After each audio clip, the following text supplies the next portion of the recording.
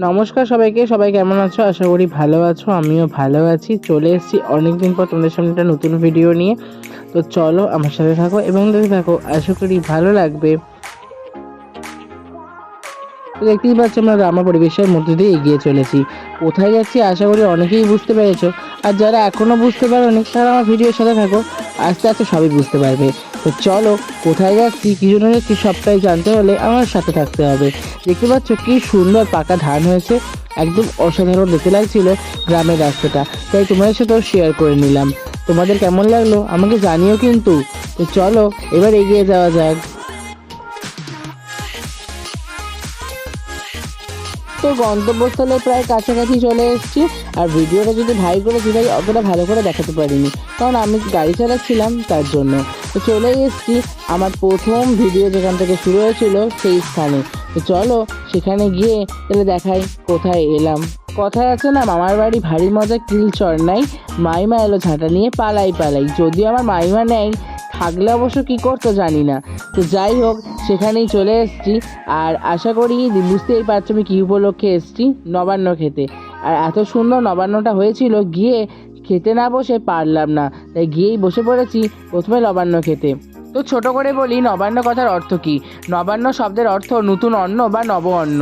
নবান্ন উৎসব হলো নতুন আমন ধান কাটার পর সেই ধান থেকে প্রস্তুত চালে প্রথম রান্না উপলক্ষে আয়োজিত উৎসব। সাধারণত বাংলায় অগ্রহায়ণ মাসে অর্থাৎ হেমন্তকালে আমন ধান পাকার পর এই উৎসব অনুষ্ঠিত হয়। কিছু কথার মাধ্যমে নবান্ন উৎসবটা কি তোমাদেরকে বোঝানোর চেষ্টা করলাম। তো যাই হোক, নবান্ন খেয়ে চলে এসেছি উপলব্ধি পাও না, শুনলাম পাশে গ্রামই হচ্ছে বড় এক সুন্দর পুজো। তো মা আর ভাইকে নিয়ে চলে এলাম তাই ঠাকুর দেখতে আর সুন্দর একটু মেলা ঘুরতে। চলো আমার সাথে তোমরা মেলাটাও দেখে নাও আর ঠাকুরটারও দর্শন করে নাও।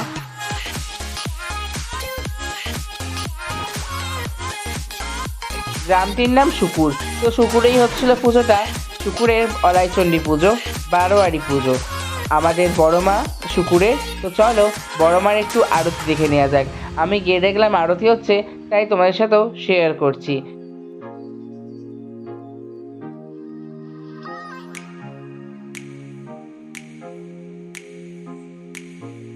বড় মাকে যেমন সুন্দর দেখতে, তেমন তিনি প্রচণ্ড জাগ্রত। কোনো ভক্তকে তিনি খালি হাতে ফেরান না। বড় মায়ের বাঁ পাটি নাকি শিকল দিয়ে বাঁধা আছে, তাহলে বুঝতেই পারছো বড় মা কেমন জাগ্রত। তো যাই হোক, বড় মায়ের আরতি দেখে আমরা মন্দিরটা চারিপাশটা একটু ঘুরে চলে এলাম একটা পানের দোকানে। মেলায় এসছি তাই পান তো কিনতেই হবে, কারণ বাড়িতে দাদু দিদিমা প্রচণ্ড পান খেতে ভালোবাসে। আর পানের দোকানে এইগুলো দেখতে কার ভালো লাগে জানিও তো, আমার পান খেতে নয়, এই পানের দোকানের সাজানোটা দেখতে আমার কিন্তু বেশ ভালো লাগে। আমাকে জানিও তোমাদের কাদের কাদের ভালো লাগে। তো চলো, ঘুরে এসে পান টান কিনে আমরা বাড়ি চলে এসেছি। আর বাড়ি এসে দাদু আর ভাই মিলে এবার করবে রাজদণ্ডপাঠ। নবান্ন এটা একটা মেন অনুষ্ঠান। রাজদণ্ডপাঠ হচ্ছে ভাতটাকে এক জায়গায় জড়ো করে তার মধ্যে কলা পান সুপারি দিয়ে ভাতটাকে বরণ করে নেওয়া এক কথায়। তারপরে সেখান থেকে এসে সূর্যের দেবকে প্রণাম করতে হয়। এখানে আমার দিদিমাও শাক বাজাচ্ছিল। তো চলে এলো ভাইরা এবার সূর্য প্রণাম করতে।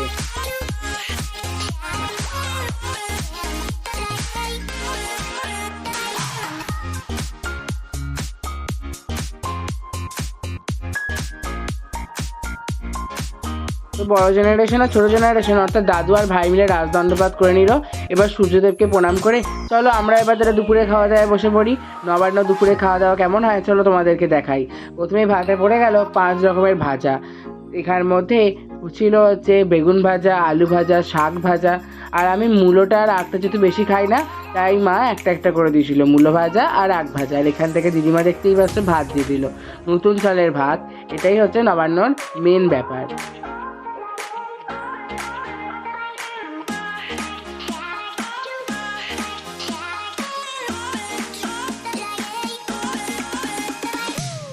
পুরোপুরি গ্রাম্য পরিবেশে খাওয়া দাওয়া। দেখতেই পাচ্ছ সবাই খেতে বসে পড়েছে, দাদু, আমি, ভাই আর মা যা বসবে। আর পুরোপুরি খাওয়াটা হচ্ছিল কলা পাতাতে। আর মা দিয়ে দিল ডাল, কিসের ডাল দিয়েছিল ঠিক মনে নেই। আর তার সাথে দিয়ে দিল ফুলকপি আলুর তরকারি। তারপরে দিয়ে দিল মাছের ঝাল। প্রথমে দাদুকে দিল, তারপরে ভাইকে, তারপরে আমাকে। দুটো মাছ দিয়েছিল, দারুণ খেতে ছিল কিন্তু। আমার তো দারুণ লেগেছে। তারপর ছিল আনাচের টক, সেটা অবশ্য আমি খাইনি, তাই তোমাদেরকে দেখানোও হয়নি। আমার আনাচের টক খেতে খুব একটা ভালো লাগে না। আর কারা কারা নবান্ন খাচ্ছ এবং কাদের কাদের নবান্ন বাড়িতে হচ্ছে আমাকে অবশ্যই কিন্তু কমেন্টে জানিও। তো ভাত খাওয়ার আগেই ওরা এই কাজটা করছিল, তোমাদেরকে দেখানো হয়নি। এখানে ছোটদাদু আর আমার ভাই মিলে বেড়ি তৈরি করছিল। এই নতুন বেড়িতে আজকের দিনে একবার হলেও পায়েসের হাঁড়িটা বসাতে হয়, তাই ছোট দাদু আর ভাই মিলে সেটা তৈরি করছিল। তো চলো আমার সাথে তোমরা একটু বেড়ি বানানো দেখে নাও।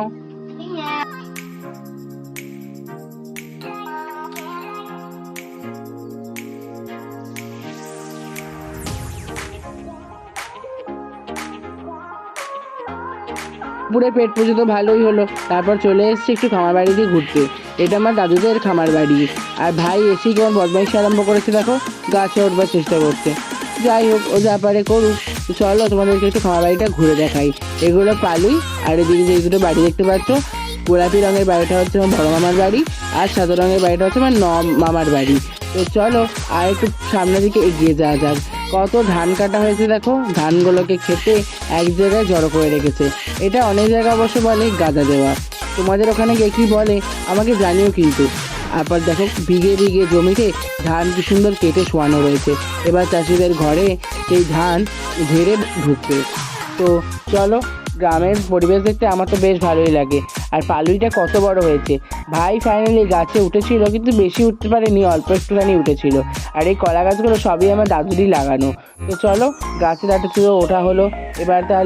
এবার বাড়ির দিকে যাওয়া যাক, কারণ এবার তো আবার বাড়িও ফিরতে হবে।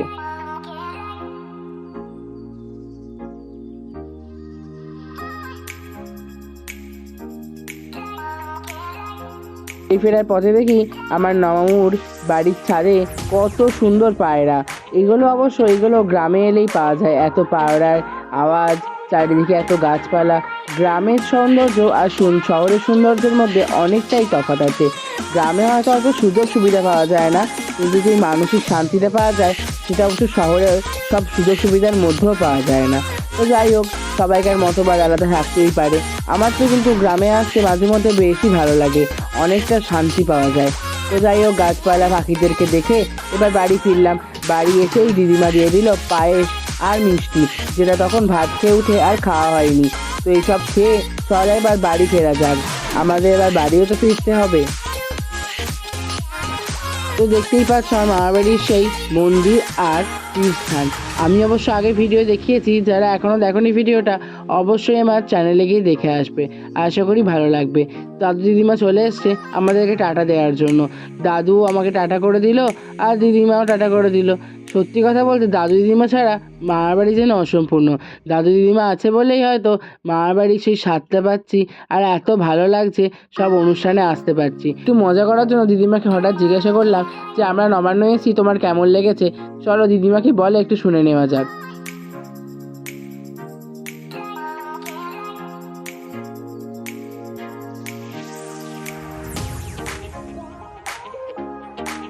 দাদু আর দিদিমাকে টাটা করে আমরা বাড়ির পথে রওনা দিলাম। এই একবেলায় বেড়াতে আসাটা যেন অনেকটা মানসিক শান্তি এনে দিল। মা তার বাবা মায়ের সাথে দেখা করে কতটা আনন্দ পেলো, আর আমরা আমার দাদু দিদিমার সাথে দেখা করে কত আদর খেয়ে কতই না আনন্দ পেলাম। তো এই ছোট ছোট মুহূর্তগুলোই যেন জীবনে নতুন করে বেঁচে থাকার রসদ যোগায়। তো চলো আবার নিজেদের কর্মজীবনে, ব্যস্ত জীবনে ফিরে যাওয়া যাক। আর সূর্য অস্ত যাচ্ছিল, অপরূপ সুন্দর দেখতে লাগছিল, তাই তোমার সাথে সেটা ভাগ করে নিলাম।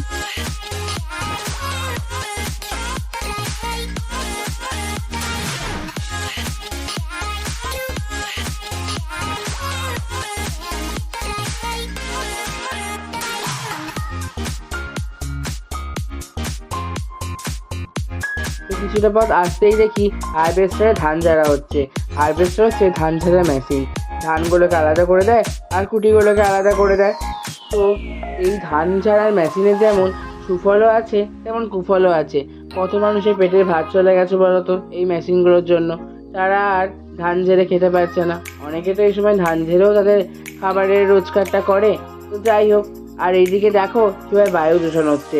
একদিকে ধান ঝাড়া হচ্ছে, সেটা যেমন ভালো কাজ, ধানগুলো ঘরে ঢুকছে, ঠিক অপর দিকেই সেই কুটিগুলোকে আগুন ধরিয়ে কি বিশাল পরিমাণে বায়ু দূষণ করা হচ্ছে। এইসব পরিস্থিতির জন্য পৃথিবী এক ভয়ঙ্কর পরিস্থিতির মুখোমুখি হবে, কিছুটা হয়েওছে বলতে পারো। তো যাই হোক, এইদিকে দেখো কি সুন্দর প্রাকৃতিক উপায়ে ধান ঝাড়া হয়েছে। খামারের মধ্যে ধান এনে সেগুলোকে পাটার মধ্যে চাপড়ে মেশিনের মাধ্যমে পায়ে করে ধানগুলোকে আলাদা করা হয়। এই প্রসেসটা কিন্তু আমার বেশ ভালো লাগে। তোমাদেরকে অবশ্যই একদিন এই প্রক্রিয়াটা আমি দেখাবই। আর খামারের মধ্যে দেখো ধানটা বার করে চাপা দেওয়া রয়েছে। তো যাই হোক, এই ফলে কিন্তু মানুষের পেটের ভাতটাও ঠিক থাকে আর বায়ু দূষণও হয় না। কেন যে মানুষ হারভেস্টারের পেছনে ছোটে বুঝি না। তো যাই হোক, কিছুটা পথ এগিয়ে এসে দেখি এইখানে বিরাট বড় এক হাট বসেছে। সপ্তাহের প্রতি বৃহস্পতিবার নাকি এখানে এই হাটটি বসে। আমি তো কোনোদিন গ্রামের হাটে আসিনি। আমি অবশ্যই একদিন তোমাদেরকে সাথে নিয়ে এই গ্রামের হাটে আসবো। আজ তো হাতে বেশি সময় নেই, নাহলে হয়তো তোমাদেরকে ঢুকে দেখাতাম কেমন হয় গ্রামের হাট। এসেই দেখি এক মিষ্টির দোকান, বেশ ভালোই ভিড় রয়েছে কিন্তু হাটে। তারপর চলে এলাম, কিছুটা পথ এসে দেখি এক সুন্দর একটা ঘর। এরা নাকি পশ্চিম থেকে ধান ঝাড়তে আসে গ্রামে গ্রামে। তো তাই তোমাদেরকেও দেখালাম।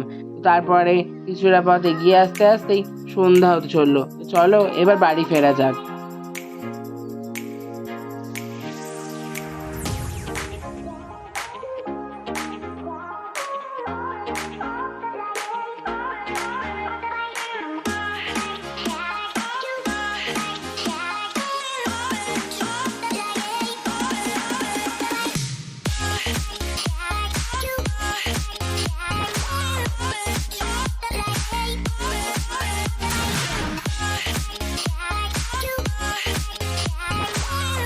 কিছুটা আসার পর দেখো আবার সেই একই প্রক্রিয়া, কিভাবে আবার পরিবেশকে দূষিত করা হচ্ছে।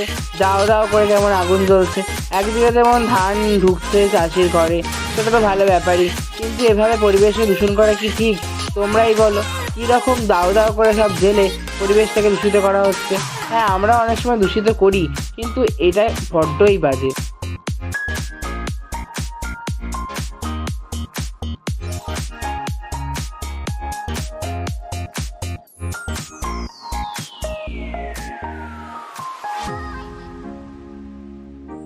কতটা বোঝাতে পারছি জানি না, এই জমিগুলোকে আলু চাষ করার জন্য তৈরি করা হচ্ছে।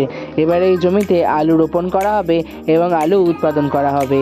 তো চলো আমার সাথে তোমরাও এই সুন্দর প্রকৃতি দেখতে দেখতে এগিয়ে যাই।